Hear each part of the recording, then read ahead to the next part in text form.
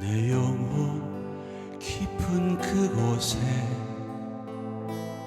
잔잔한 평화의 노래, 주님이 내게 베푸신 영원한 사랑의 선물,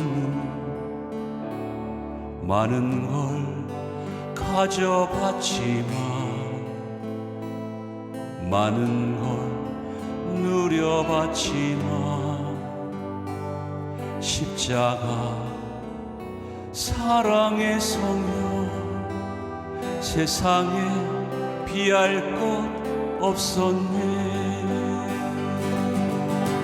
어둡던 지난 날 사라져 버리고 찬란한 영광이 나의 삶에 가득해. 사랑해요 나의 예수님, 내 영혼 받으옵소서.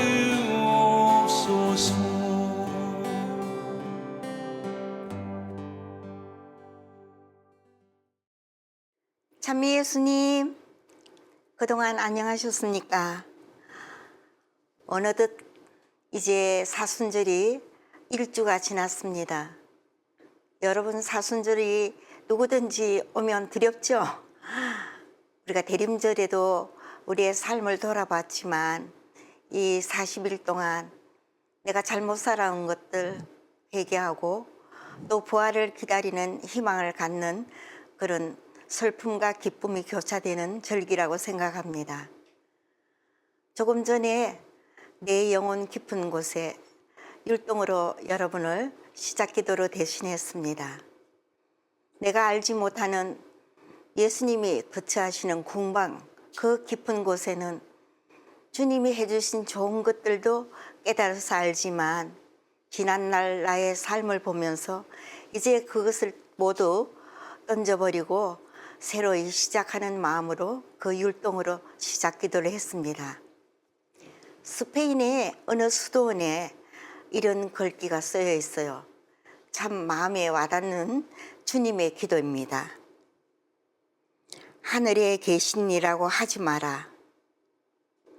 세상 일에만 빠져 있으면서 우리라고도 하지 마라. 너 혼자만 생각하며 살아가면서 아버지라고 하지 마라. 아들, 딸로서 살지 않으면서 아버지의 이름이 거룩히 빛나시며라고도 하지 마라. 자기 이름을 빛내기 위해서 안간힘을 쓰면서 아버지의 나라가 오시며라고도 하지 마라. 물질 만능의 나라를 원하면서 아버지의 뜻이 하늘에서와 같이 땅에서도 이루어지소서라고도 하지 마라. 너 뜻대로 되기를 기도하면서 오늘 저희에게 일용할 양식을 주시고라고도 하지 마라. 가난한 이들을 본체 만취하면서 저희에게 잘못한 일을 저희가 용서하오니 저희 죄를 용서하시려고도 하지 마라. 누구에게 아직도 앙심을 품고 있으면서 저희를 유혹에 빠지지 않게 하시고 라고도 하지 마라. 죄 지을 기회를 찾아다니면서 악에서 구하소서라고도 하지 마라. 악을 보고도 아무런 양심의 소리를 듣지 않으면서 아멘이라고도 하지 마라. 주님의 기도를 진정 나의 기도로 바치지 않으면서 그렇습니다, 주님. 진리를 찾아 방황하는 영적 기갈의 시대에 저희들을 불러주시고 삶의 회복을 가져다 주려고 저희를 택하여 주신 주님, 감사합니다.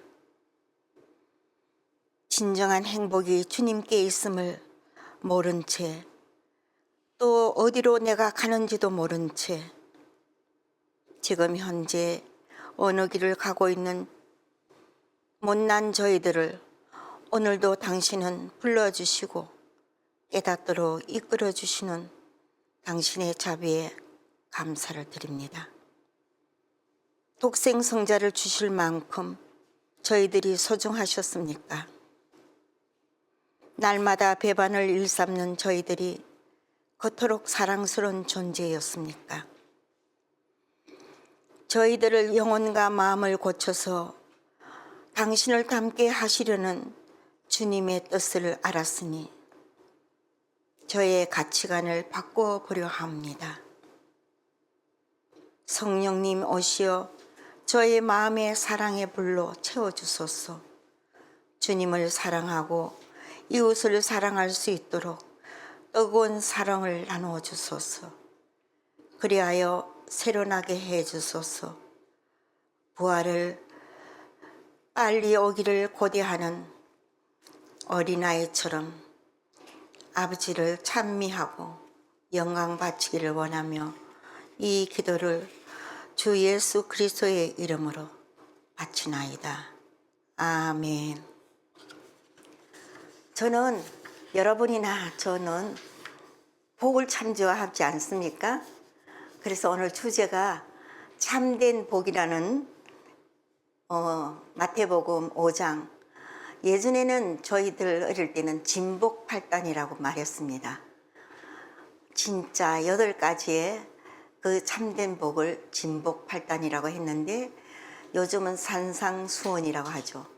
산에서 가르쳐 주신 주님의 말씀. 톨스토이 미나에 이런 얘기가 있습니다.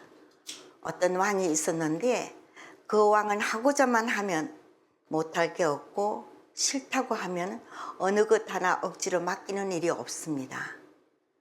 그러나 우리 누구에게나 찾아오는 죽음을 앞두고 있을 때 모든 신하들과 왕자들이 왕을 살리기 위해서 백방으로 노력을 했지만 약초도 어떤 것도 그 왕을 일으키지를 못했는데 어느 날 도사가 와서 말합니다.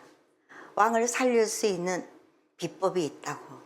왕자가 아유 그 방법 좀 가르쳐 달라고 다가갔는데 아주 간단한 거였어요. 이 세상에서 나는 행복해, 가장 행복해 하는 그런 사람의 속옷을 얻어다가 삶아서 그 물을 왕에게 먹인다면 살아날 거라고 그랬습니다. 이렇게 쉬운 방법이 있었구나. 그런데 온 골 나라를 두루 살펴도 모두 한 가지씩은 나는 불만이 있습니다. 나는 불행합니다. 이렇게 얘기하는 사람이었지 나는 만족합니다. 너무 행복합니다 하는 사람을 못 찾았어요. 근데 이제 왕자가 투덜거리면서 터덜터덜 가는데 어떤 움막에서 들려 나오는 소리. 하느님 아버지 감사합니다. 오늘도 이만한 많은 것을 주셔서 배부르고 아무런 어떤 고통 없이 지낼 수 있는 것에 만족하다고 감사의 기도를 올리는 소리를 들었어요. 와, 이 사람이구나. 얼른 집 안으로 뛰어들면서 자초지종을 얘기했습니다. 거기에 계신 분이 나도 왕을 살리고 싶지만 나에게는 이 겉옷 적삼 하나밖에 없습니다. 그래서 속옷이 없어서 드릴 게 없네요. 그래서 결국 그 왕은 죽었답니다. 이거는 미나에서 있는 비유의 얘기지만 참 그렇습니다. 우리들도 살면서 온갖 것이 다 만족하다고 생각하는 경우가 별로 없어요. 그래서 주님은 첫 번째 말씀에 이 8단까지의 1단어에서 4단까지는 종적인 관계입니다. 하느님과 나. 그 다음에는 이제 5단에서 8단까지는 횡적인 관계. 이웃과 나 사이에서 하느님이 우리에게 가르쳐 주시는 말씀입니다. 제자들을 훈련하는데 이게 첫 단계죠. 그래서 탈무드에는 이런 말이 있습니다. 세상에서 가장 지혜로운 사람은 모든 것을 통해서 배우는 사람이요. 세상에서 가장 강한 사람은 자기 자신을 이기는 사람이요. 세상에서 가장 부한 사람은 자기가 가진 것을 만족하게 여기고 기뻐하는 사람이다. 참 우리에게 깨우쳐 주시고 현실을 내가 돌아보면서 과연 나는 지혜로운 사람일까? 그래서 주님 앞에 배우고, 그래서 그분은 당신은 길이요 진리요 생명이다 그랬습니다. 그러면 우리 그분과 그 길을 같이 가겠다고 약속도 수없이 하고 기도 가운데 말씀을 드렸지만 강한 사람이 되지 못했어요. 강한 사람은 세상을 이기는 사람이 강한 사람이라고 그렇게 얘기했습니다. 마태복음 16장 24절, 우리가 잘 아는 장절이죠. 누구든지 내 뒤를 따라오려면 자신을 버리고 제 십자가를 지고 나를 따라야 한다. 사순절의 의미는 세 가지죠. 단식과 기도와 자선입니다. 그래서 우리는 지금 이렇게 시청하시는 분이나 또 이렇게 둘러앉아서 말씀을 전해 듣고 계시는 분들이 정말 나는 이 세 가지 안에 내가 비움의 생활을 하고 있는가? 아직도 비우지 못하고 내 심령을 안에 가득 채운 것이 무엇일까? 그래서 주님은 행복한 사람이 어떤 사람인가 1단에서 말씀해 주십니다. 마음이 가난한 사람은 행복하다. 하늘나라가 그들의 것이다 그랬어요. 물질이 없는 사람은 행복하다가 아니라 마음이 가난한 사람은 행복하다 그랬습니다. 우리 마음속에 무엇이 들어있습니까? 두려움, 또 아니면 내가 오늘 이렇게 어려우니 내일에 대한 희망을 끊고 살도록 이렇게 우리를 종용하는 많은 것들이 내 마음을 차지하고 있지는 않는가. 그래서 부자가 바늘길을 빠져나가는 것이 힘들다. 그 낙타를 부자의 비유로 했어요. 이 낙타는 어떤 짐승입니까? 등에다 짐을 못 채우고 양 옆구리에 그 짐을 이렇게 달아맵니다. 그러면 좁은 문을 통과할 수가 없죠.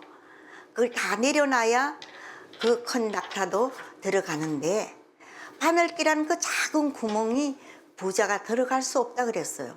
그만큼 천국이 어려운데 이 부자는 돈을 많이 가지고 명예를 많이 가지고 뭐 이런 세상 것에 우뚝 선 그런 사람들을 가리킨 것이 아니라 마음을 피우고 그 마음속에 천국을 가지고 있는 사람, 그 사람은 그대로 하늘나라가 그들의 것이다 그랬어요. 사순일주 월요일 복음에 작은 이에게 한 것이 곧 나에게 한 것이다. 내가 가지고 있는 것을 예수님께 드린다면, 그것이 이웃의 어려운 사람을 돌아본다면 예수님은 그 나에게 한 것이다 이렇게 가르쳐 주셨어요. 그 다음 2단에는 행복하여라 슬퍼하는 사람들, 그들은 위로를 받을 것이다. 우리가 슬퍼하고 있습니까?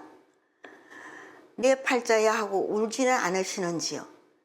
여기 2단은 주님께서 내 죄를 아파하고 또 정말 세상 사람들이 천상 것을 버린 채 오직 땅만 내려다보고 뭘 먹을까 뭘 입을까 걱정하면서 사는 그 모습을 보고 나도 함께 눈물 흘리고 또 많은 어려움을 겪는 그 사람들을 측은지심으로 바라보면서 눈물 흘리는 그 사람, 그런 모든 것을 슬퍼하는 그 사람에게 하느님은 위로를 해주신다 그랬습니다.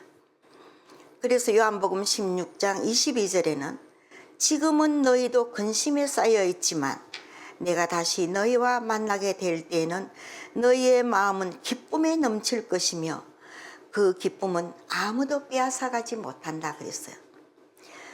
요즘 모든 정보가 작은 핸드폰 안에 다 들어 있습니다. 이렇게 정보가 난무하는 이 시대에 어느새 우리를 닭으로 만들고 있는 기계가 있어요. 모든 기계는 우리 세상의 것들 정보를 교환하지만 닭처럼 땅에 뭐 떨어져 있나 먹을 양식을 찾아서 이러는데 우리는 어떤 존재냐? 송골매와 같은 존재입니다. 홀로 날아서 천상을 올려다보는 그런 송골매와 같은 신앙과 또 신앙인으로서 그렇게 살아야 하지만 우리는 아직도 닭처럼 살기 때문에 많은 슬픔을 갖고 있으나 믿지 않는 자를 불쌍히 여기고 쉬고 있는 자식들 바라보면서 눈물을 흘리고 하느님의 그 때문에 슬퍼하는 그 존재들은 하느님은 종국에는 우리를 위로하시고 네가 아무 때 그렇게 세상을 바라보며 나처럼 울었지 그래서 너는 하늘나라를 차지한다 그런 걸 또 깨우쳐 주실 것입니다. 그래서 삶은 감사입니다. 우리가 돌아보면 감사할 것 투성이잖아요. 오늘 여러분도 이렇게 핸드폰이나 뭐 TV 앞에서 내가 숨 쉬고 있고 저런 걸 바라볼 수 있는 눈이 있는데 또 귀가 이렇게 아직 열려 있어서 말씀을 들을 수 있는데 그것 하나만 가지고도 우리는 감사 드려야 되겠지만 그 외에도 작은 것 안에서 감사할 게 너무 많다는 겁니다. 그래서 슬퍼하는 사람 이제 내 팔찌나 내 처지를 보고 우는 자가 아니고 예수님 같이 넓은 시야를 가지고 세상을 바라보며 우는 자가 될 때 주님은 기뻐하시면서 이제 우리에게 너는 나를 닮았구나 하는 그런 음성의 위로를 듣게 될 것입니다. 3단은 행복하여라 온유한 사람들 그들은 땅을 차지할 것이다. 온유하는 것은 주님이 우리에게 허락하시는 것을 마치 스펀지처럼 다 받아들이는 그 사람은 온유한 사람입니다. 역경 속에도 주님을 바라보며 인내하는 사람 하느님 앞에 마음이 열려 있어서 가르침대로 살려고 기도하면서 하느님을 차지하는 것이 모든 세상 것을 다 차지한 것 이상이라는 걸 깨닫는 사람 그 사람은 온유한 사람인 것입니다. 태국 총리를 2번이나 한 추안 릭파이는 6남 3녀 중에서 셋째로 태어났어요. 아버지를 일찍 잊고 어머니가 9남매를 가르치고 먹이고 입히고 그렇게 한 훌륭한 어머니가 계셨습니다. 그래서 이분은 법률 공부를 해서 변호사가 되어서 또 고통받는 이들을 도와주는 그런 역할을 하고자 했는데 이제 변호사를 하다가 정계에 입문을 하고 이분은 11번이나 하의원을 당선을 했던 그런 분이었고 전국에는 총리가 됐습니다. 근데 이 어머니는 여전히 장터에 나가 장사를 하는 거예요. 빵을 파고 소채를 팔고 이렇게 할 때 기자들이 와서 그렇습니다. 아니 총리님이 계신데 총리님에게 말씀만 드리면 도움의 손길이 올 텐데 왜 이 장사를 하십니까? 그랬더니 그 어머니는 웃으시면서 총리 아들은 이제 자신이 잘했기 때문에 총리가 된 것이고 나는 이것을 하는 것에 만족합니다. 내가 아직도 사지가 멀쩡한데 자족할 수 있는 이 힘이 있는데 왜 내가 총리한테 손을 내미느냐. 나는 이것이 너무 감사하고 좋다고 그랬어요. 그런데 또 기자들이 어머니가 저렇게 고생하는데 총리님 어머니를 도와주시지 않습니까? 그랬더니 이 총리는 우리 어머니는 우리에게 큰 가르침을 주신 분이시다. 아주 성실함을 우리에게 가르쳐 주셨고 누구하고도 비교하지 않고 자기에게 주어진 것을 꿋꿋이 해치며 살아오신 분이다. 그렇습니다. 우리의 역경이 올지라도 언젠가는 내 앞에 위로의 주님이 찾아오시고 우리에게 땅을 차지하도록 나의 성실한 그 자세를 보고 주님은 세상 끝까지도 우리에게 선물로 주신다는 겁니다. 그래서 지금 현재 내가 행복하지 못하다고 느낄지라도 주님이 하신 약속을 믿고 의심하지 않고 바란다면 세상 끝 안에 모든 것을 차지할 수 있는 그 은총을 우리에게 주신다는 것에 우리는 마음을 가져봅시다. 사단은 행복하여라, 어려움에 줄이고 목마른 사람들, 그들은 흡족해질 것이다 그랬습니다. 3단의 맥락하고 비슷한 맥락이죠. 주님만 바라보고 그분의 말씀과 가르침을 목말라 하며 진리와 선을 추구하는 사람, 이런 사람은 자유롭기에 하느님의 뜻 안에서 행복할 수가 있다는 겁니다. 마태복음 8장 5절 이하에 보면 백인대장의 얘기가 나옵니다. 이 백인대장은 자신이나 가족을 고치기 위해서 예수님을 찾아온 것이 아니라 자기 집의 종을 고쳐주려고 예수님을 찾아왔습니다. 이 지위도 높은 백인대장이 그때 그 시절에는 예수님이 누구신지가 알려지지 않았기 때문에 예수님 앞에 무릎을 꿇지를 않죠. 여보시오, 우리 집에 종이 아프니까 우리 집에 가서 당신이 그렇게 용하다면서 고쳐주시오 이렇게 명령할 수가 있었지만 이분은 무릎을 꿇고 머리를 조아리며 예수님에게 자기 종을 고쳐달라고. 그런데 하도 그 모습이 가상해서 예수님이 집으로 가자 했더니 아닙니다. 나도 밑에 부하들이 있지만 어떻게 예수님이 우리 집에까지 가시겠습니까? 여기서 한 말씀만 해주신다면 종이 나을 것 같습니다. 믿음의 고백이었습니다. 얼마나 주님이 감탄을 했어요. 내가 이스라엘에도 이런 사람은 본 일이 없다. 이 종은 아주 겸손했고 예수님 앞에, 이 사람은 로마 사람이지만 그런 유대 사람 앞에 무릎을 꿇으면서도 사랑의 마음을 지녔기 때문에 종이 죽든지 말든지 중풍에 걸려서 걷든지 말든지가 아니라 사랑의 마음을 가지고 그 사람을 살리려고 하는 그 마음, 그리고 믿음을 가지고 집에까지 가실 필요가 없다. 한 말씀, 그게 제자들보다 월등하게 예수님의 가르침을 믿고 받아들였던 사람이었기에 예수님은 그 자리에서 걱정하지 마라, 그 종은 이미 나았다. 그래서 그분이 하신 말씀이 어때요? 우리 미사 경문회까지 왔잖아요. 성체 모시기 전에 우리가 고백하잖아요. 이래서 주님은 이 백인 내장을 보고 가거라, 네가 믿은 대로 될 것이다. 바로 그렇게 말하는 그 시간에 종이 나았다라고 이렇게 기록되어 있습니다. 한 말씀만 하소서, 제 영혼이 곧 나으리다. 그렇습니다. 주님의 말씀은 우리의 영혼을 고칠 뿐 아니라 우리의 환경을 고칠 뿐 아니라 우리의 육체도 고치고 이웃 간에 서로 불목된 것도 화해를 시켜주실 수 있는 능력의 주님이심을 우리는 알고 있습니다. 이제 횡적으로 한번 살펴보도록 합시다. 5단은 행복하여라, 자비로운 사람들, 그들은 자비를 입을 것이다. 많은 성인 성녀들, 빛의 사람들은 다 자비를 주님으로부터 입었기 때문에 이웃들에게 자비를 해서 용서도 해주고 또 가진 것을 자선해서 나누기도 하고 그랬기 때문에 성인 품에들 올랐죠.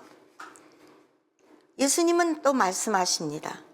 너희는 원수를 사랑하여라. 그리고 너희를 박해하는 자들을 위하여 기도하여라.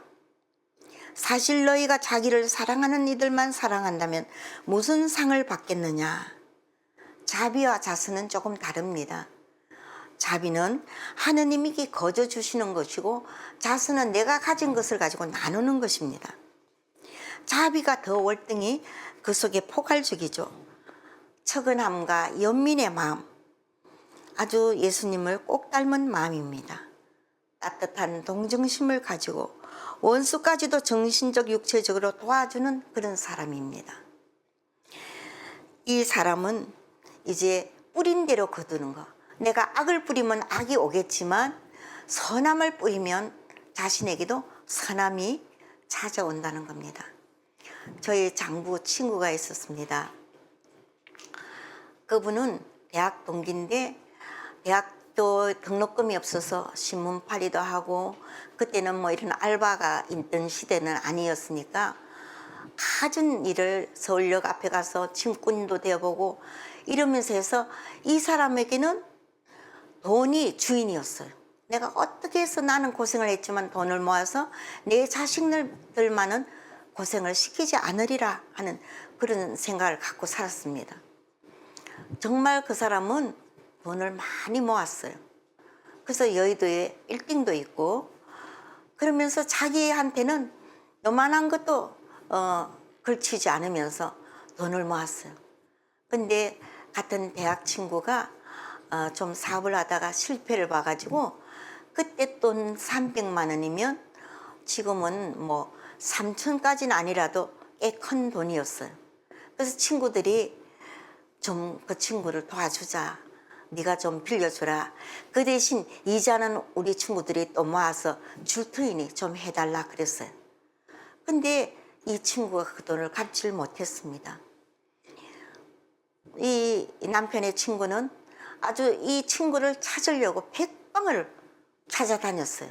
근데 못 찾았는데 누가 부천에 살더라 하는 얘기를 듣고 거기를 찾아갔는데 마침 그 식구들이 마루에서 상추쌈을 먹는데 딱 마주친 거예요. 나는 네 때문에 밥도 속에 안 넘어가는데 어디서 네가 밥을 먹고 있냐고. 그래서 마당에 있는 모래를 집어서 던졌어요. 그 정도로 돈 앞에 악독했던 그런 분이었습니다. 근데 어느 날 좀 속이 안 좋아서 했더니 위암이 전부 퍼져서 말기라는 거예요.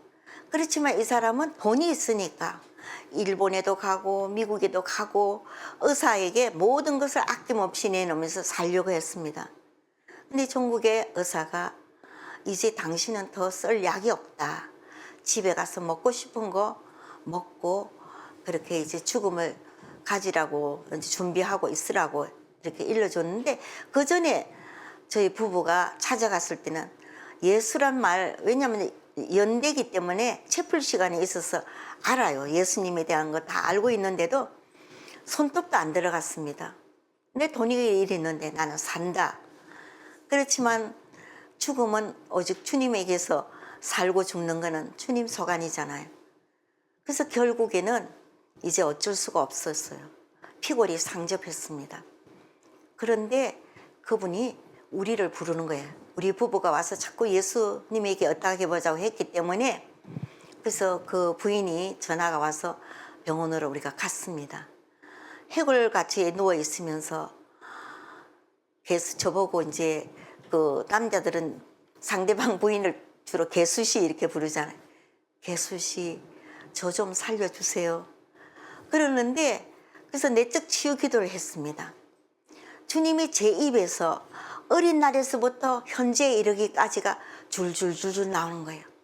이 사람이 그런 어려운 처지였기 때문에 돈이 주인 행세를 했고, 돈이 아니면 우리는 살지 못한다고 했지 주님에게 의탁하지 못했다는 그거를 기도로서 이렇게 했으니까 막 눈물을 줄줄줄 흘리는 거예요.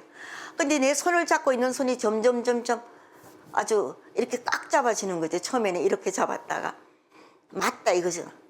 손이 꼭 잡는 건 아멘이다 말은 못하지만 무언의 사인이었습니다.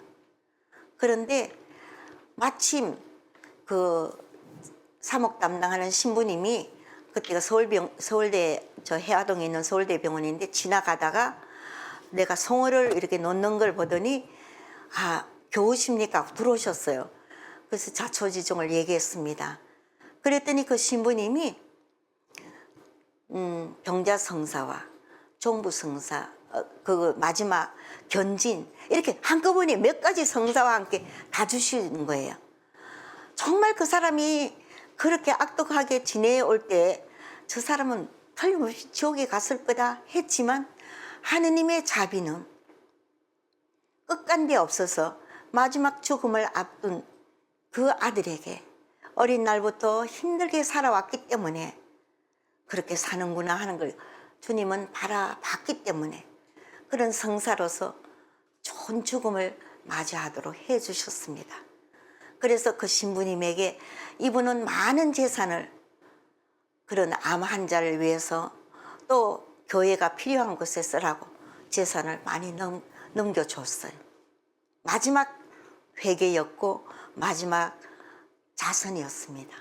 자비를 입으니까 또 자선을 내게 되었죠. 그래서 자비로운 사람들은 그들은 자비를 입을 것이다. 이 사람이 옛날에 자비를 베풀지 못하고 죽음 직전에 베풀었지만 그 한순간도 주님은 헤아려서 그 사람에게 천국 가는 길로 이끌어 주셨다는 겁니다. 자비는 처근함이라 그랬습니다.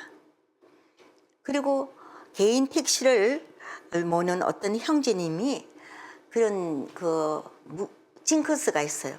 새벽에 여자를 태우지 말라라는 그 택시 기사들 안에 그런 어떤 묵시적인 게 있었나 봐요. 근데 어떤 아가씨가 손을 들었습니다. 그렇지만 이분은 신자이기 때문에 그 아가씨를 태웠어요.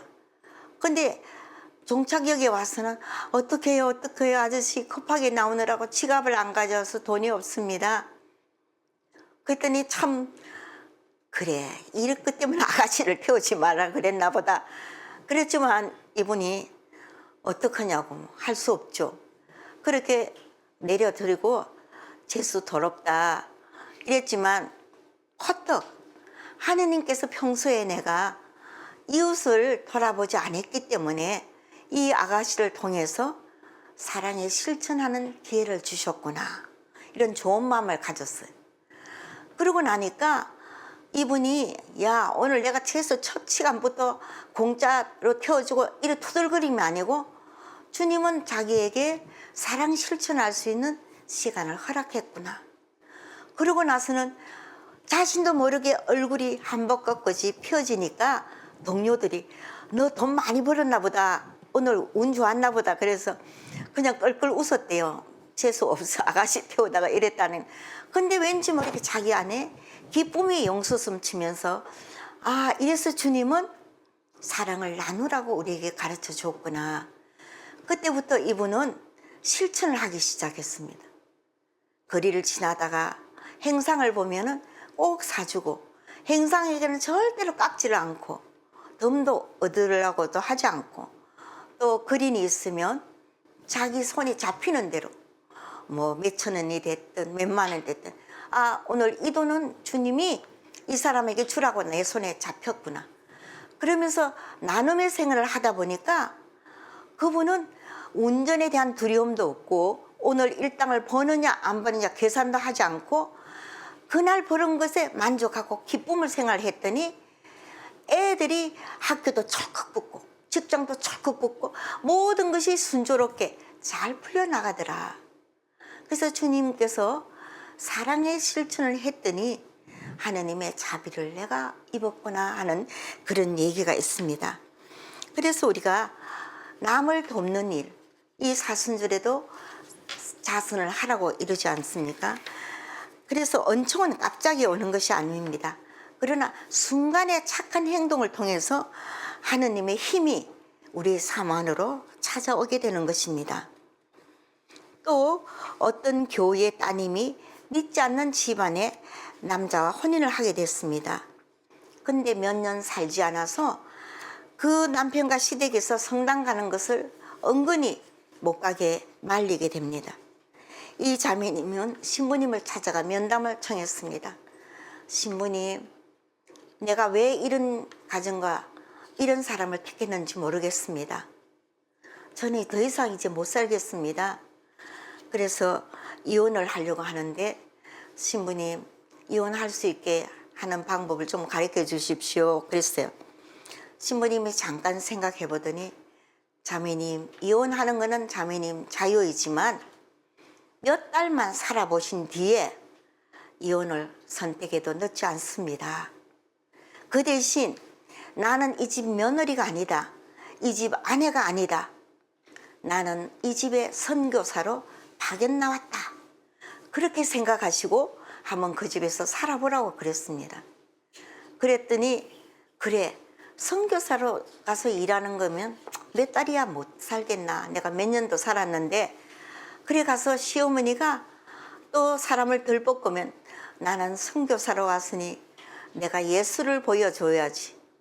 그리고 남편이 막 뭐라고 술만 채우면은 덜볶아 될 때도 나는 선교사로 왔으니 이 남편에게 예수를 보여줘야지. 그랬더니 시어머니와 남편이 점점 바뀌어지기를 시작했다고 합니다. 그래서 그 가정이 이혼이 되지 않고 평화스러운 성가정을 이루게 됐다는 사실이 있습니다. 여러분은 오늘 어려운 문제 앞에서 나는 정말 이렇게 살고 싶진 않다. 차라리 약이나 먹고 죽었으면 좋겠다. 아니면 이 가정을 떠나고 싶으면 그런 마음을 지니고 그런 불평을 하고 하느님을 원망하고 저집하고 비교를 하고 이렇게 살지는 않으시는지요? 우리도 선교사가 한번 되어 봅시다. 그래서 그 가정의 선교사가 되고 또 직장의 선교사가 되고 그렇게 한다면 주님은 우리에게 내가 원하지 않아도 자연스럽게 너는 그런 선교사를 뿌렸구나. 그래서 우리 집에 모든 가족이 성가정을 이루면서 하는 일도 잘 되리라고 믿습니다. 그렇게 우리 한번 살아봅시다. 6단에는 행복하여라 마음이 깨끗한 사람 그들은 하느님을 볼 것이다 그랬어요. 마음이 깨끗해서 하느님을 보기가 그렇게 쉽지는 않은 것 같습니다. 이런 사람은 어떻게 사는 사람인가? 저 사람을 내가 친구로 삼으면 어떤 좋은 일이 있을까? 이런 타산적으로 주판을 튕기듯이 그렇게 사는 사람이 아니라 아무 조건을 달지도 않고 받아들이는 사람, 이기심이 없는 사람, 이런 사람은 영혼이 아름답기 때문에 깨끗한 영혼 그 속에 주님은 항상 우리를 바라보고 눈맞춤을 하는 것이죠. 저도 참 이 부분이 힘들었습니다. 누구를 사귀면 뭐 좋은 일이 있을까 그건 안 따지지만 저는 부부 생활이 별로 안 좋았어요. 처음에는 이렇게 다른 조건이 좋아서 중매로 결혼을 했지만 그때의 어떤 그런 정부의 어떤 걸 잘못돼 가지고 남편이 상처를 입게 되고 난 이후에 저를 굉장히 힘들게 했습니다. 그랬지만 성령 세미나를 받고 그분을 나는 믿는 집안의 딸이고 그분은 결혼하기 위해서 간면 혼인한 사람인데 그 사람에게 예수가 어떤 분인지를 보여주지를 않았어요. 그래서 늘 저 인간은 언제 죽나 저 인간을 떠나서 어떻게 하면 살까 자식이 있으니까 자식이 몇 살 되면 내가 안 살고 나가리라 이런 걸 늘 생각하면서 살았습니다. 그렇지만 우리 주님은 그걸 원하지 않으셨기에 나에게 물질을 다 거두가도록 그 물질을 하느님이 만드는 사건이 아니라 내 탐욕으로 인한 사건이었지만 하느님은 그걸 가지고 이용하신 것이죠. 그리고 나서 저를 깨우치기를 시작했습니다. 저는 죄인은 저 사람인데 왜 하느님은 날 보고 죄인이라 하는가? 하느님은 저보고 네가 잘못했다는 거예요. 그래서 그 남편에게 죽으라는 겁니다. 죽어야 사는 길이 열리기 때문에. 근데 참 그런 미운 그 밉상스러운 남편 앞에 죽기가 그렇게 쉽지가 않았어요. 그렇지만 성령님은 저를 사로잡았고 저의 손을 늘 기도하는 장소로 이끌었기 때문에 결국 우리 가정은 회복되고 저도 거기서 벗어나 오늘 이렇게 여러분을 만날 수 있는 이 자리에까지 왔습니다. 이기심 누구든지 가지고 있지만 이걸 내려놓고 버리기가 그렇게 쉽지를 않더라는 것이죠. 마태복음 6장 3절에도 네가 자선을 베풀 때에는 오른손이 하는 일을 왼손이 모르게 하여라. 숨은 일도 보시는 내 아버지께서 너에게 갚아주실 것이다. 성공한 형이 동생에게 자동차를 사줬습니다. 그랬더니 친구들이 야, 너는 무슨 복이 많아서 그런 좋은 자동차를 형한테 얻었냐? 모두 부러워합니다. 이 동생이 야, 너도 언젠가는 자동차 사게 될 거다 의시되면서 했는데 한 사람이 가만히 바라보고 있었어요. 그랬더니 너는 이 차가 부러워서 그러냐? 그러니까 나는 차는 부럽지 않아. 그런데 너에게 조건 없이 그 차를 사줬다는 형이 부럽다. 나도 그런 형이 되어봤으면 좋겠다. 그랬습니다. 이렇게 희생하지 않고 양보하지 않고 배려하지 않는 이런 시대에 동생을 사랑하는 마음으로 그렇게 자기가 조금 이제 전에보다 환경이 나아졌다고 동생에게 차를 사준 그 형이 이 친구 마음에는 너무 들고 나도 그렇게 과연 할 수 있을까? 나도 그 형을 정말 본받고 싶고 그 형의 마음을 담고 싶다. 그런 마음을 갖고 있을 때 주님은 미랄이 썩을 때 돋아나는 새싹은 더 튼튼하게 된다. 오늘 우리가 썩는다는 건 나를 죽이는 것이죠. 내가 죽고 그 다음에는 네가 산다면 그것도 아낌없이 내어놓을 수 있는 그런 사람이 되기를 주님은 바라시는 겁니다. 행복하여라. 평화를 이루는 사람들 하느님의 자녀라 불릴 것이다. 우리는 하느님의 자녀인 건 분명한데 내가 평화를 이루는 사람의 몫을 하고 있는가? 평화, 전쟁이 일어나지 않는 그런 평화가 아니라 우리는 평화의 사도고 하느님의 사절단입니다. 이런 사람은 남의 허물을 덮어주는 사람이겠죠. 그래서 화해를 이루는 사람을 두고 하는 말입니다. 아까 제가 여기 오면서 어떤 동료 봉사자하고 얘기를 했습니다. 그렇게 얘기를 하면서 또 내가 실수했네. 내가 평화를 이룩하는 사람이라면 이 얘기를 그 봉사자에게 안 들려줬어야 되는데 들려줘서 그 봉사자 마음에도 불편함을 가질 수 있고 또 이런 걸 할 때 내가 평화를 위하여 일하는 사람이 아니구나. 아직도 내려놓지 못하는 나의 아집이 있구나. 그런 걸 순간에 깨달았습니다. 그래서 우리는 자문에 있는 말씀처럼 의인의 입은 생명의 샘이지만 악인의 입은 폭력을 감추고 있다.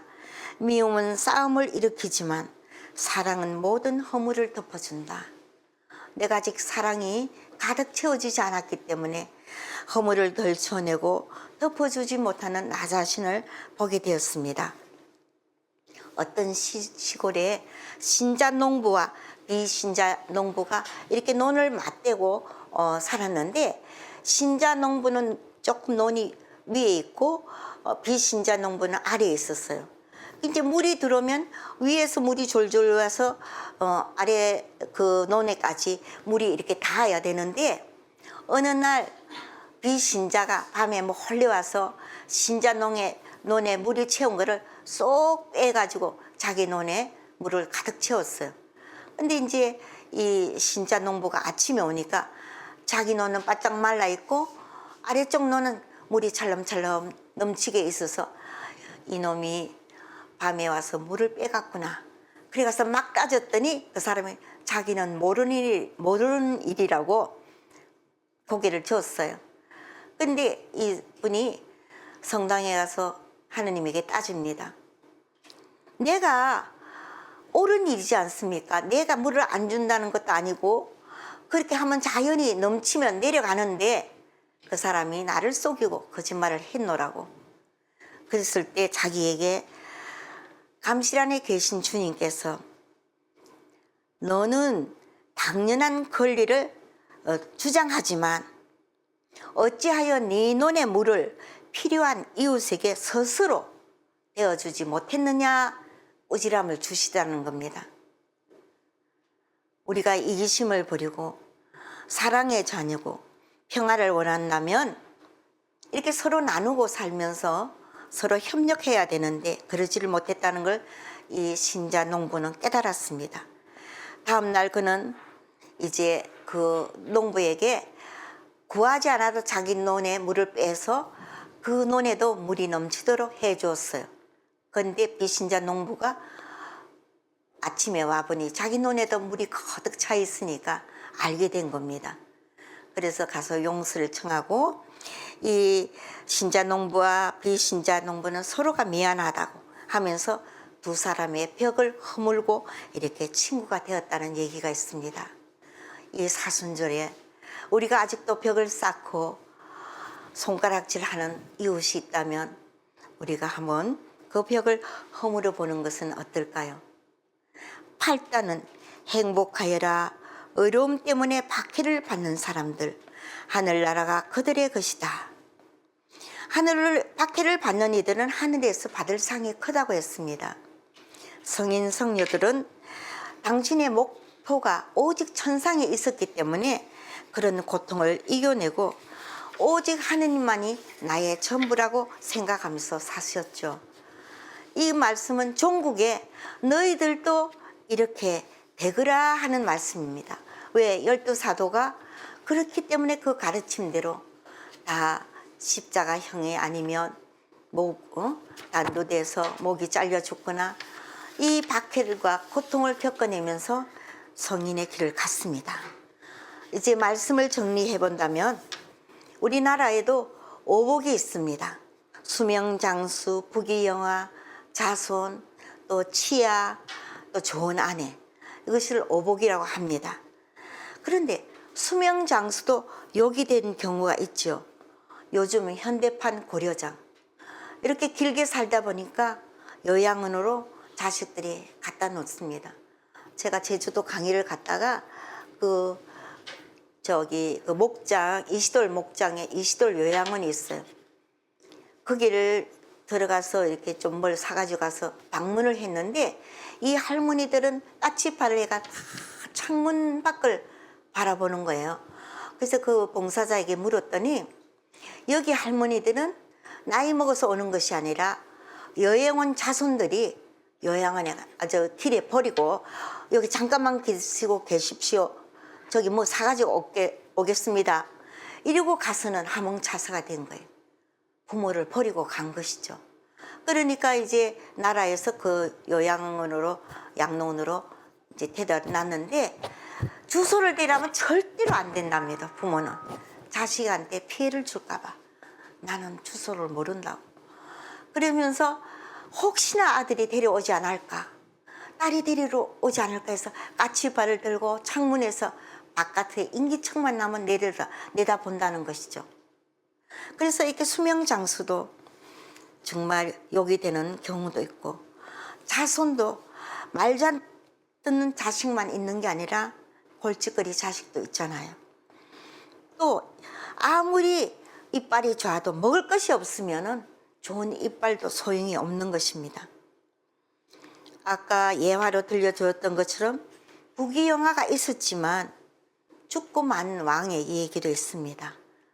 우리나라 역대 대통령도 정말 그런 명예를 가졌지만 감옥살이를 하는 그런 경우도 우리가 봤지 않습니까?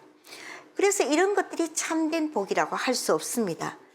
야고 사도께서는 복은 위로부터 오는 것, 하느님 아버지로부터 오는 것이 참된 복이고 부족한 것이 있으면 하느님께 구하여라. 구하는 자가 복되다. 이렇게 했기 때문에 오늘 산상수훈의 말씀으로 진정한 복의 삶을 어떻게 살아야 되는지를 우리에게 가르쳐 줬어요. 그러면 내가 그 진정한 그 복을 찾기 위해서 하는 수칙이 있습니다. 이 말씀은 예수 그리스도의 사상이나 마찬가지입니다. 첫째는 몸과 마음을 가볍게 해야 되는 겁니다. 부자가 천국에 들어가는 것이 낙타가 바늘길을 빠져나가는 것보다 힘들다고 아까 제가 말씀드렸습니다. 몸과 마음, 온유하게 되고 남에게 베풀게 되고 이런 사람은 비울 줄 아는 사람이고 사랑하는 삶을 살 줄 아는 사람인 것입니다. 그래서 우리는 이런 삶을 살기 위해서는 몸과 마음을 가볍게 하는 훈련이 필요하다는 것이죠. 그리고 그 다음에는 나는 무엇을 붙잡으려고 하는가? 돈을 붙잡으려고 하는가? 인간을 붙잡으려고 하는가? 명예를 붙잡으려고 하는가? 여러분의 손을 지금 뭘 붙잡으려고 하는가? 제가 옛날에 아버지들 피정에 갔습니다. 그래서 거기 가서 오주여 이 손이라는 그 노래가 있어요. 그것을 이렇게 처음 나와서 그 자리에 가서 오주여 이 손을 꼭 잡고 가소사는 그 율동을 보여주면서 뜻 설명을 얘기했습니다. 그리고 그분들에게 아버지여 여러분들이 뭘 붙잡고 있습니까? 혹시 여러분 손으로 자식이나 아내를 때리려고 하지는 않습니까? 아니면 회사에서 갔다 와서 가족들 보고 반갑다기보다 컴퓨터 앞으로 가서 컴퓨터를 두들고 있지는 않습니까? 또 정권 시세를 알아보려고 하는 건 아닙니까? 여러분 손에 성경책이 붙잡혀 있습니까? 아니면 아내를 보호해주고 자식들 쓰다듬는 그런 손입니까? 그러면서 그 율동을 했더니 저기서 웬 형제님이 막 울어요. 그래서 이제 끝나는 날에 그 신부님이 그 형제를 나오라 해서 아까 형제님 대단히 은혜 받는 것 같은데 혹시 사연을 좀 말씀 좀 해주실 수 있으세요? 이렇게 물었더니 자기는 도박에 빠져 있다는 거예요. 도박에 빠져 있는데 아내가 집문서를 안 준다는 거예요. 이번 한 푼만 하면은 내가 잃었던 걸 다 찾을 수 있는데 아내가 집문서를 안 줬는데 골프제를 잡고 아내를 때려는 순간 여보 내가 집문서 줄 테니 나에게 위자료 대신 한 가지 내 소원을 들어달라. 그게 뭐냐? 나하고 이 아버지 학교에 가서 교육을 받아보면 좋겠다. 그게 며칠 자고 하는 데면 안 간다. 그랬더니 아니라고. 아침에 가서 저녁에 오는 거라고. 그래서 남편이 왔어요. 그런데 저 자매님이 저를 가리키면서 아까 그 얘기를 하는데 나는 화투장을 가지고 있고 콜풀채를 가지고 아내를 때리는 그런 악습이 있음을 알게 됐노라고.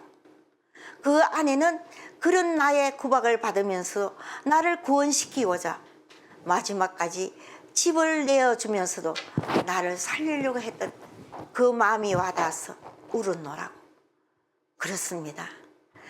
여러분도 이제 어떤 것도 붙잡히지도 말고 붙잡으려고도 애도 쓰지 말면서 하느님 천상에 그 모든 걸 주시겠다고 약속하신 그 말씀을 믿고 저도 이제 참된 행복의 길을 걷고 싶습니다. 이제 사랑할 수 있는 시간이 얼마 남지 않은 사람이 아직도 사랑을 못하는 바보가 되었는지 버려놓은 재산을 쌓아놓기만 하고 재산 싸움으로 자식들을 갈라서게 만드는 그런 부모는 아닌지 온갖 계산에 머리를 싸매가며 끝내는 소중한 가족 여행도 포기하지는 않는지 오늘 지금 곁에 오아시스가 널려 있지만 아직도 우리는 물을 찾아 헤매는 기갈의 신자는 아닌지 돌아보면서 우리의 사순절 동안 사랑할 수 있는 방법과 나누는 방법과 사랑하지 못하게 하는 그것을 단식으로 내려놓으면서 참으로 기쁜 부활을 맞이하시는 여러분이 되었으면 좋겠습니다. 저도 그렇게 준비하도록 하겠습니다. 감사합니다. 마침 성가로 이제 우리는 세상에 나가고 우리 가족에게 나가서 주여 나를 바칩니다. 봉헌의 율동을 또 다 함께 배워보도록 하겠습니다.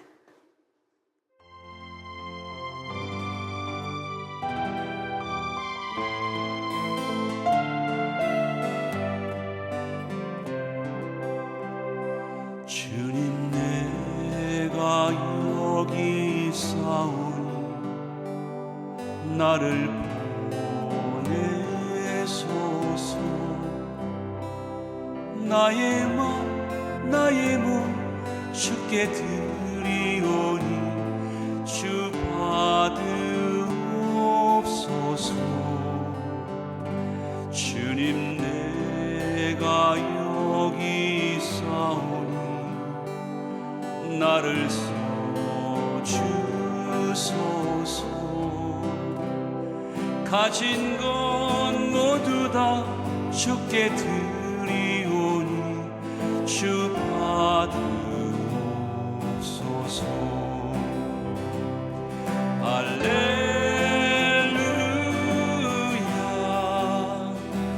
할렐루야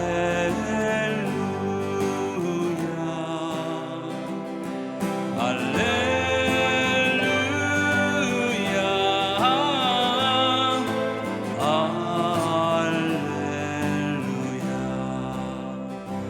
나를 받으